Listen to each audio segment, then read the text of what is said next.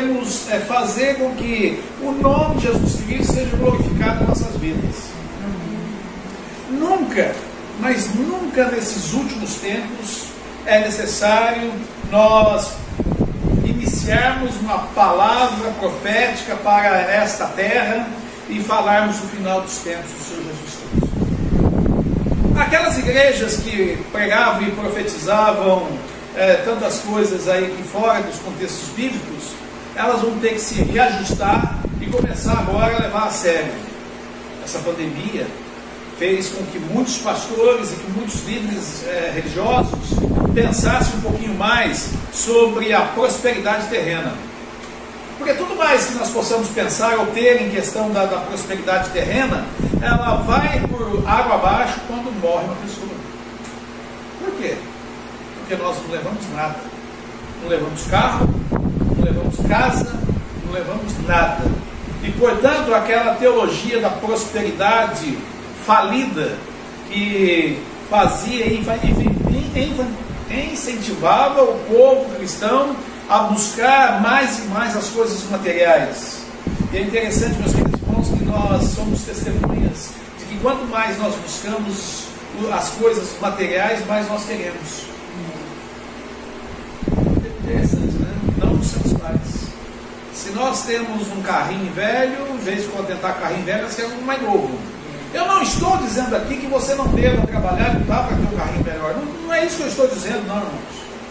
Mas eu estou dizendo que nós devemos mostrar mais gratidão ao nosso Deus. E para tal, nesta noite, nós vamos falar sobre 2 Crônicas 7,14, como nós temos ouvido falar sobre 2 Crônicas 7,14. Falei a Arlete que eu iria pregar sobre esse verso, e ela nos trouxe esses dois cânticos, mostrando um pouco de 2 Crônicas. A irmã Regina, hoje de manhã, na escola bíblica dominical, ela falou também um pouquinho sobre 2 Crônicas 7,14. E nós vamos agora fazer uma leitura, todos juntos, de 2 Crônicas 7,14.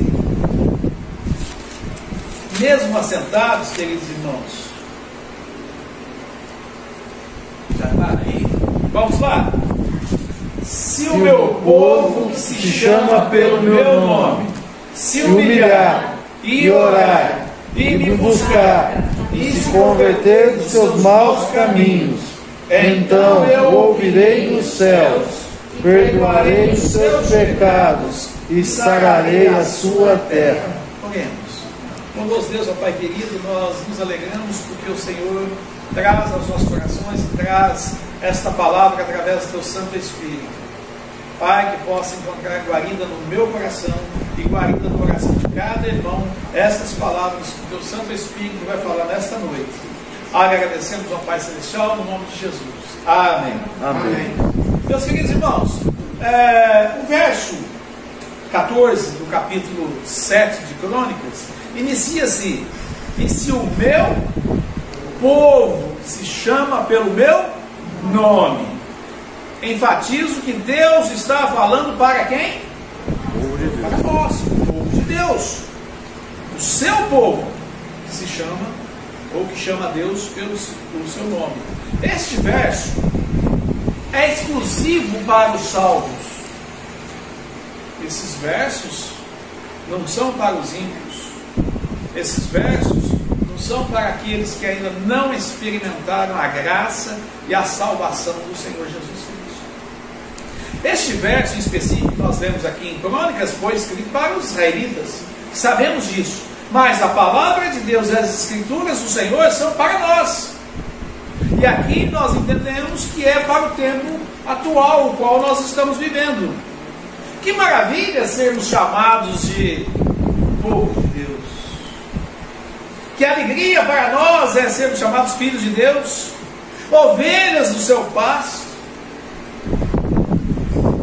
geração eleita, povo de propriedade exclusiva de Deus, nação santa, e outros termos que nós encontramos nas Escrituras para mostrar como Deus é carinhoso e como Ele expressa de uma forma carinhosa para com o seu povo.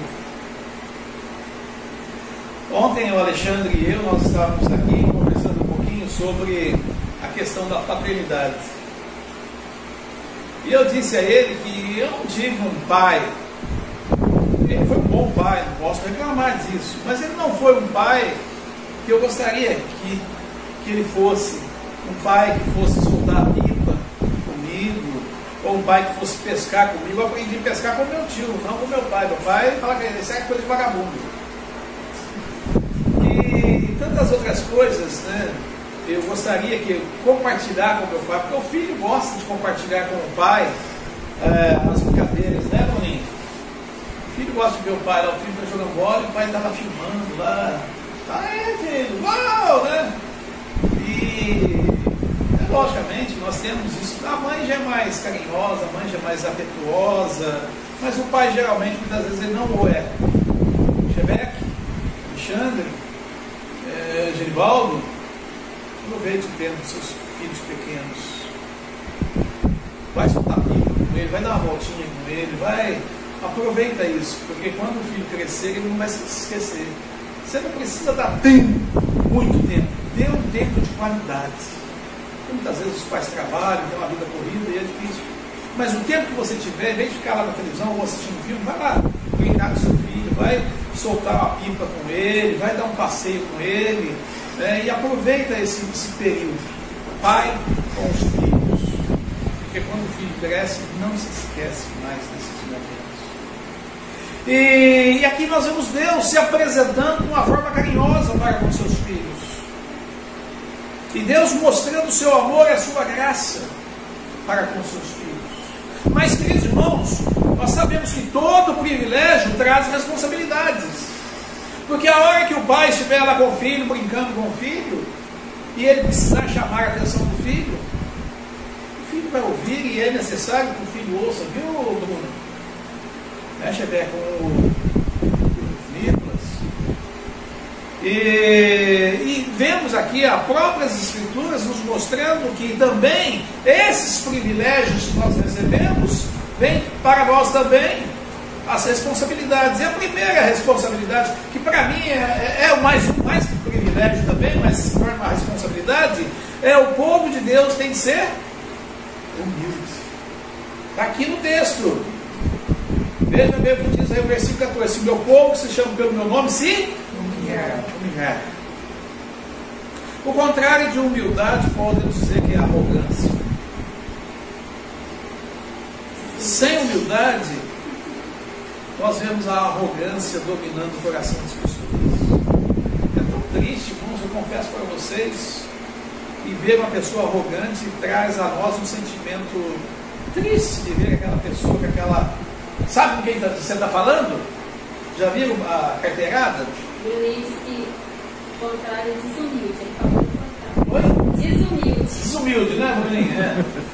Você sabe com quem você está falando? Pega a carteirada lá, eu vou dar uma carteirada. E isso é arrogância. E a arrogância não cabe para o povo de Deus.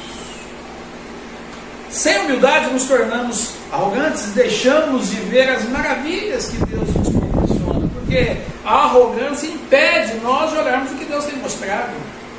Irmãos, muitas vezes por causa da nossa arrogância, e muitas vezes queremos, voltando àquela questão das igrejas da teologia da prosperidade, que só vê o grande, o maior, sabe? Para você ser um cristão fervoroso, você tem que ter o melhor carro, você tem que ter a melhor casa, aí você é abençoado. Mas não é assim que as Escrituras nos mostram. As Escrituras nos mostram que ao olharmos e contemplarmos uma flor, uma pequena flor, ali nós vemos a mão de Deus. Eu fico ali algumas vezes, o que meu pai não proporcionou a mim, eu tenho proporcionado a ele agora em velhice. Eu tenho tratado do filho. Eu não sou o filho dele, ele é o meu filho. E a gente está assistindo, por exemplo, ele gosta muito de ouvir orquestra. Tem o André Rieu, a gente assiste, tem umas imagens de flores, coisas lindas, lugares maravilhosos, sabe? E ele fica encantado, e a gente fala, olha, a mão de Deus ali, na construção de uma pequena flor, de uma cachoeira, de uma árvore. E aí nós começamos a deixar Deus agir. Sem humildade, nos tornamos ingratos e reclamantes. Sabe aquela questão que nada está bom? Se chove, reclamam porque está chovendo. Se faz sol, reclamam porque está calor, está fazendo sol. Se faz frio, está reclamando porque faz frio. E assim, mas tudo é motivo para fazer as suas queixas, lamúrias e reclamações. Sem humildade, nos achamos autossuficientes e que não precisamos de Deus.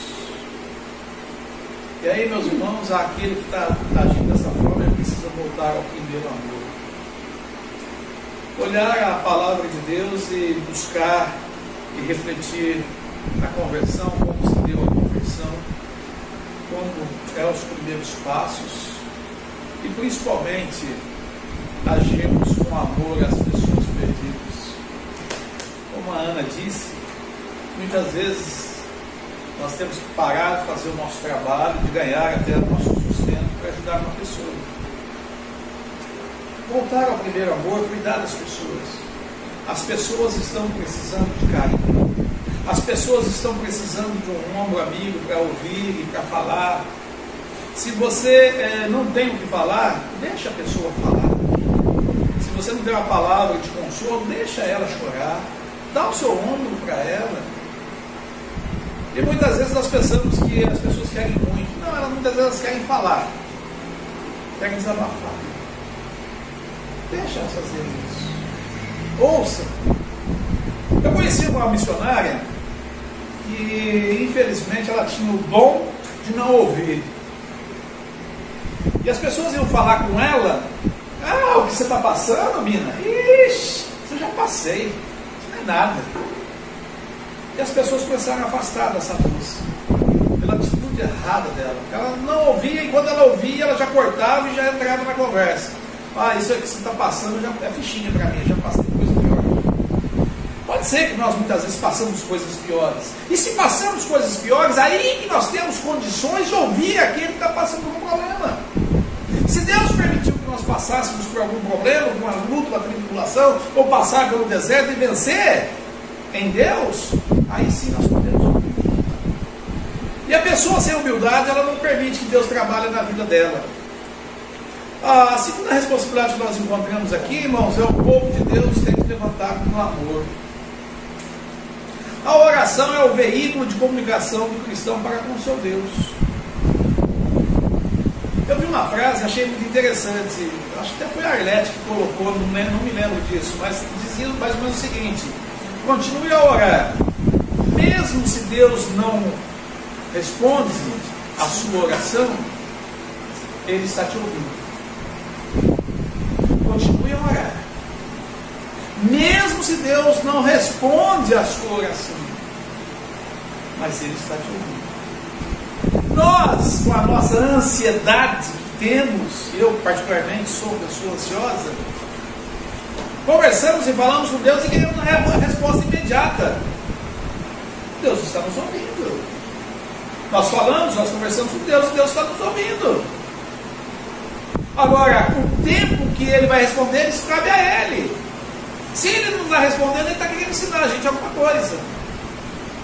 Lá na pista, lá às 7 da manhã, o carro não funcionando, e aí você, sabe, liga para um, liga para outro, 7 horas da manhã, acordando os outros, imagina, né? Só o time, não tem conseguido. E o time socorreu.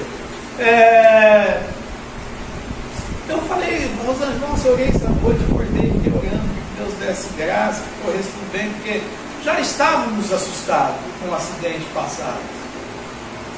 E aí, orando, esse carro não sabia, não tinha posto ele na estrada, ele não sabia como é que ele ia funcionar. E já na saída, 10 quilômetros, o bicho já para, velho. E aí a gente fala, Deus, por quê? Mas não é por quê, irmãos, é para quê? Quando você estiver passando uma dificuldade, quando você está passando por um problema, não pergunte para quê. Por quê? Não pergunte por quê, pergunte para quê. Deus vai te dar a resposta no tempo certo, no tempo dele. Parece que o povo de Deus, infelizmente, irmãos, se esqueceu de orar. Ou tem preguiça. Basta nós olharmos as reuniões de oração seus frequentadores. Poucos vêm nas reuniões de oração. Poucos vêm. E isso não é a questão da igreja batista. Não, nós batistas até que oramos em relação à quantidade de membros que nós temos, até que é um bom número. Nós estávamos em 10, quarto? Ou não estava isso tanto?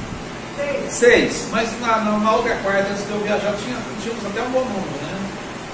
E há igrejas, 300, 400 membros, que o grupo de oração não passa de 20. O povo não gosta de orar. O povo gosta de quê? Orar é você esvaziar de você mesmo. Orar é você permitir que Deus haja na sua vida. Orar é você tirar o eu do trono e colocar Jesus no trono. E isso é diário, é todo dia. Orar é quando você está caminhando, orar é quando você está trabalhando. Eu particularmente gosto de orar assim que eu acordo, bem de manhãzinha, os pássaros começam a cantar, e eles, na certeza, estão adorando a Deus, glorificando a Deus com seus cânticos. E ali eu acordo e ouvindo os pássaros, eu agradeço a Deus, oro aquele momento com Deus.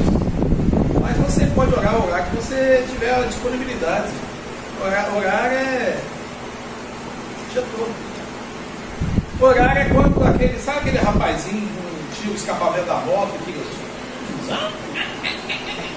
Aí você ora, Deus, tem misericórdia desse menino. Às vezes passa as coisas erradas, os pensamentos errados, a gente tem que repreender Satanás, né? Deus, passa um caminhão em cima desse rapaz. Protege ele, passa por cima da moto. Mas, irmãos, nós somos humanos. E nas nossas orações nós temos que muitas vezes repreender Satanás. Porque Satanás ele quer usar aquele tempo nosso de oração para nos desviar a nossa atenção. E aí nós temos que orar, clamar e pedir a Deus. Veja que a oração é um verbo com duas frases. São dois verbos. Oração. Orar mais ação. Se você orar e não agir, não fazer nada, a sua oração é vã, é nula. Mas orar é você orar e fazer. Esta obra, por exemplo, oramos, né, irmã Rita? Quanto nós oramos? Oramos. Mas tinha um momento que nós tínhamos que fazer a parte da ação. E agora, irmãos, nós vamos lá e ver, e vai vendo cada vez melhor, tirou as escolas, um espaço maior, a gente pode saber como o espaço ficou bom. A hora que limpar, quarta-feira nós tivemos um mutirão de 2, né, Alexandre? Mas mesmo assim, aí ele chamou o David e nós conseguimos colocar já os tijolos lá em cima na laje. O senhor Valdeci amanhã já iniciar a parede. E nós vamos marcar o mutirão para sábado que vem. Aí se vier mais 2, 3, vai fazer uma coisa. Tirando os pregos, fazer uma limpeza. Vamos fazendo, vamos adiantando. Logo já vai começar a questão aí tipo, a parte elétrica, fazer o contrapiso, fazer os banheiros. Tem muito serviço mesmo. Essas portas, se você colocar lá na entrada, para proteger mais a igreja. Oração é orar. Mas oração é ação, é agir. E a terceira responsabilidade aqui que nós vemos para o povo de Deus, irmãos, tem de buscar o Senhor. Sabe? Eu confesso a vocês que uma das minhas tristezas nessa viagem minha, um grande amigo meu, querido amigo meu, pastor, um dos incentivadores do Ministério da Rosângela e meu, que nos ajudou financeiramente, estava cansado de ser pastor e deixou o ministério. Eu não entendo. Eu não vou criticar. Estou orando por ele. Porque, irmãos, não é fácil. Muitas vezes as pessoas olham e falam, ser pastor é tão fácil. Que boa vida que o pastor tem. Mas não sabe. As lutas, as tribulações, as dificuldades. Se prepare antes, Rebeca e Alexandre. Estão se preparando. Tenho conversado muito com esses meninos e falado para eles. E aí é a hora de buscar a Deus. É a hora de estar aos pés de Deus. É a hora de buscar a face de Deus. Nós estamos em Peniel. Peniel quer dizer face a face com Deus.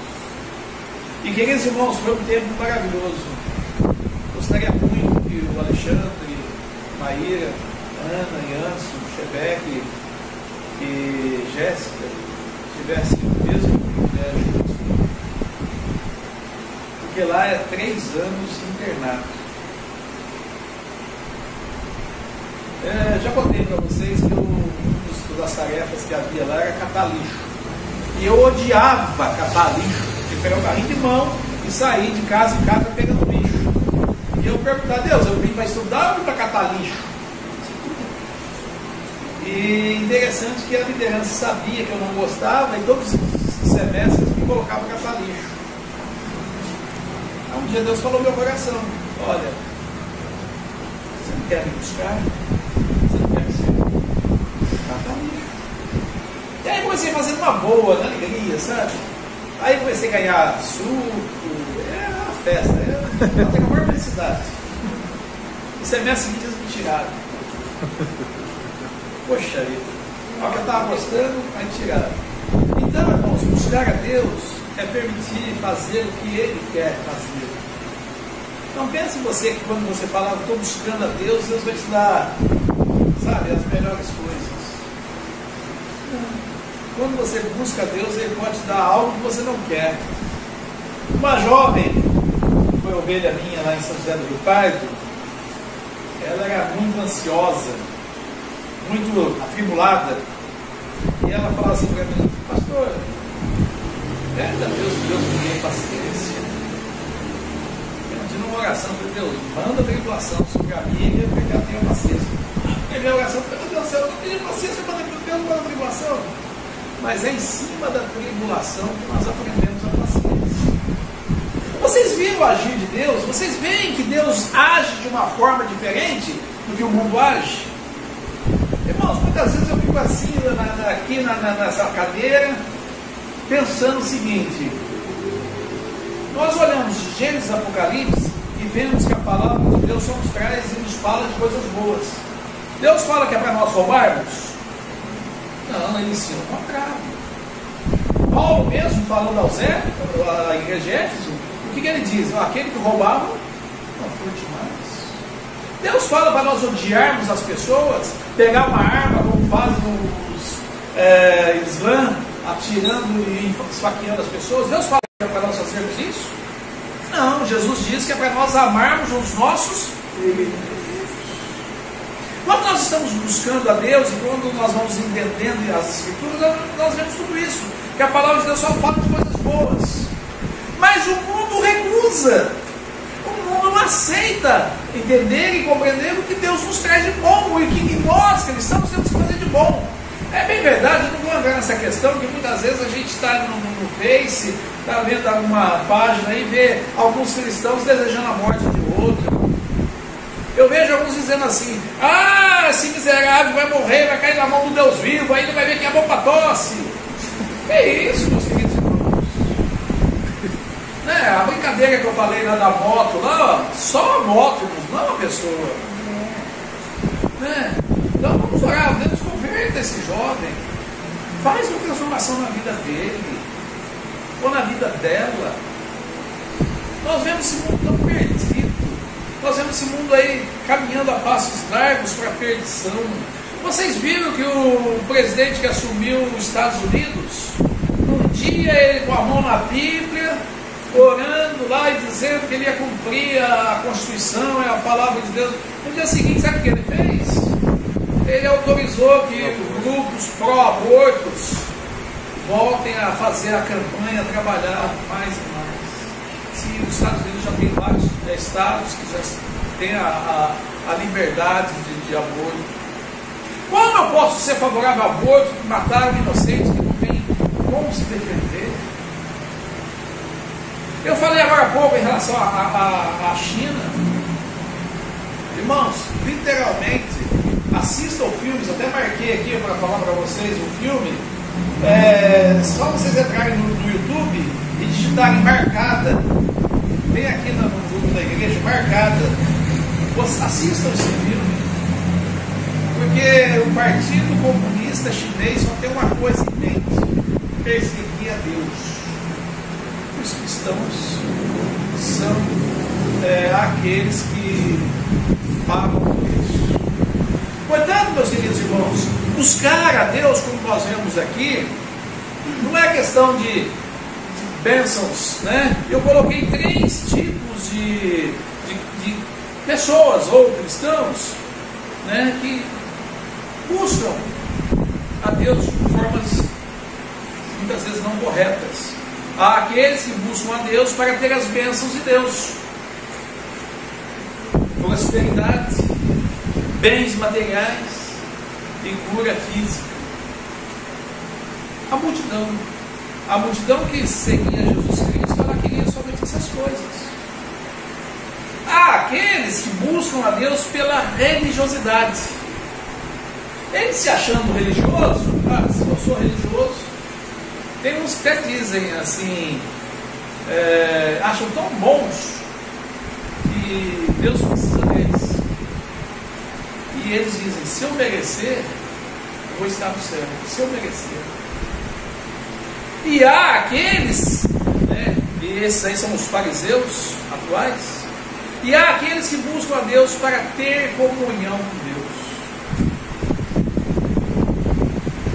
A história de Marta e Maria. Uma se afadigava, corria. E a outra o que fazia? Aos pés do Senhor. Uma queria agradar a Deus, talvez era bem religiosa, queria agradar ao Senhor Jesus. E a outra, bem tranquila e folgada, aos pés do Senhor. Queria ouvir, queria ter comunhão. E servir a Deus é caminharmos com Ele. Irmãos, Abraão nos traz grandes lições, mas quando ele obedece a Deus em sacrificar o seu filho Isaac, ele está caminhando com 2 servos, com Isaac e com Deus.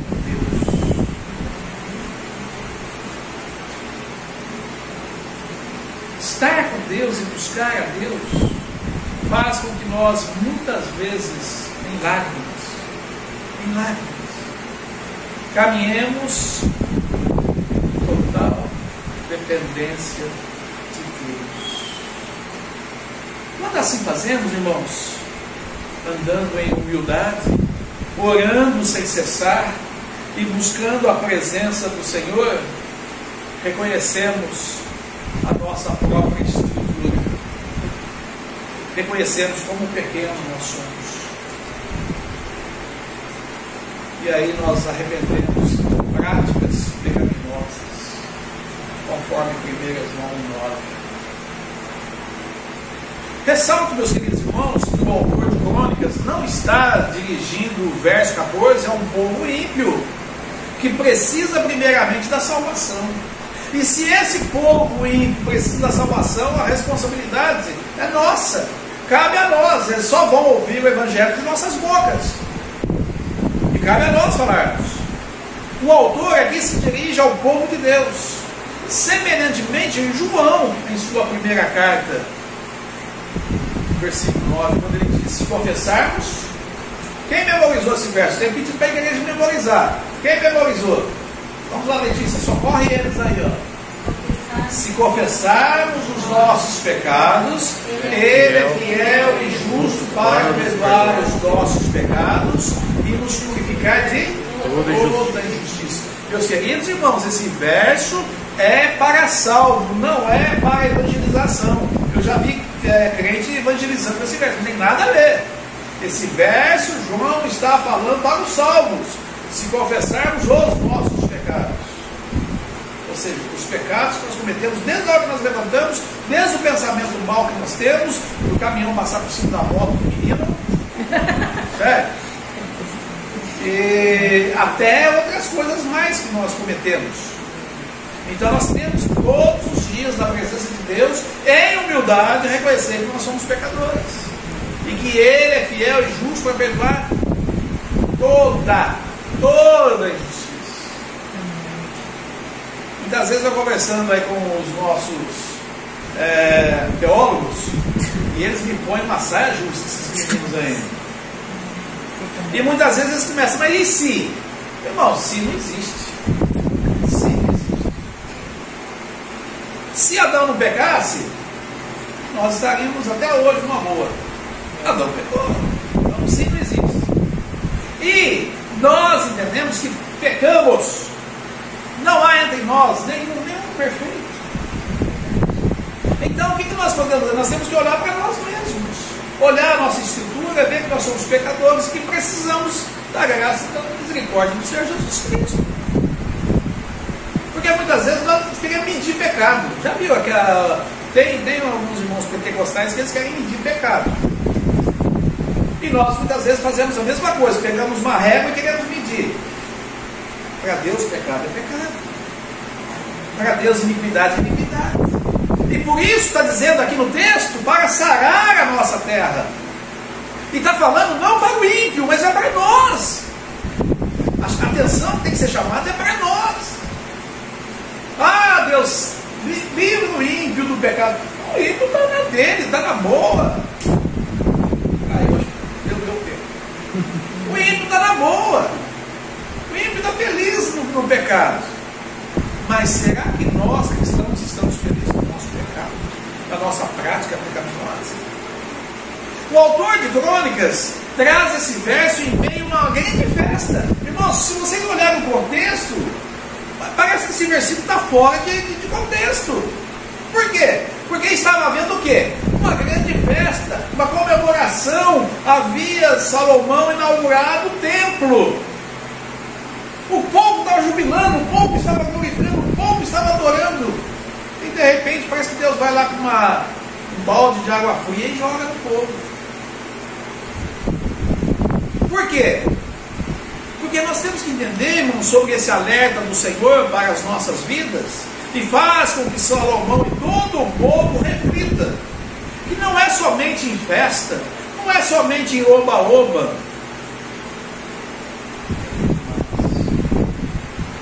é dedicação, é serviço, humildade, oração, arrependimento.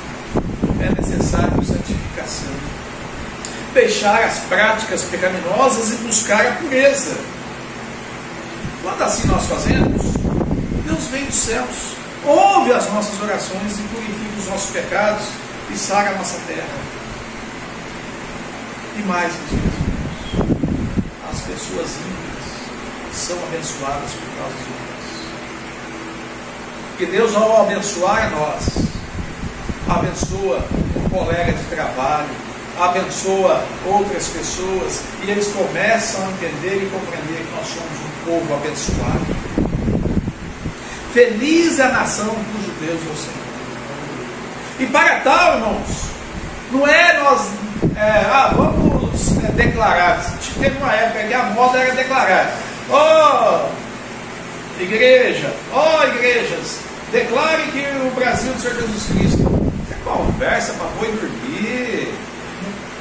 Se fosse assim, todo mundo declarado está resolvido, mas não está. É testemunho, é luta, é sangue, é dificuldades. Assim o povo vai ver que nós realmente servimos a Deus vivo. Irmãos, eu confesso a vocês que enquanto eu for o pastor dessa igreja, não poderei trazer palavras para vocês possam dizer, ai que gostoso, que palavra suave. Vou ficar rico, vou ganhar a loteria, vou comprar um carro novo, vou fazer isso, vou fazer aquilo, porque agora eu vou declarar, eu vou determinar, eu vou exigir, Deus vai fazer. Não vou fazer isso. Eu vou dizer para vocês se prepararem.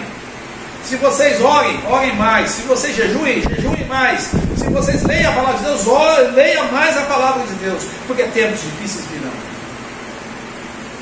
Se esses tempos da pandemia são terríveis, virão tempos piores.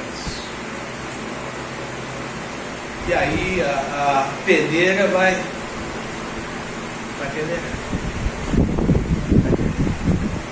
Porque a volta do Senhor Jesus Cristo está próxima.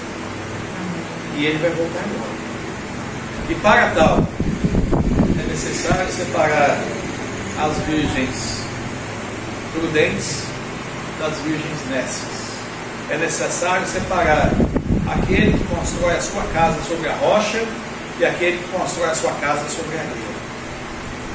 Meus queridos irmãos, tempos difíceis virão, mas não se entristeçam. Jesus prometeu que vai estar conosco todos os dias até a consumação. Amém? Amém. Deus abençoe os amados irmãos.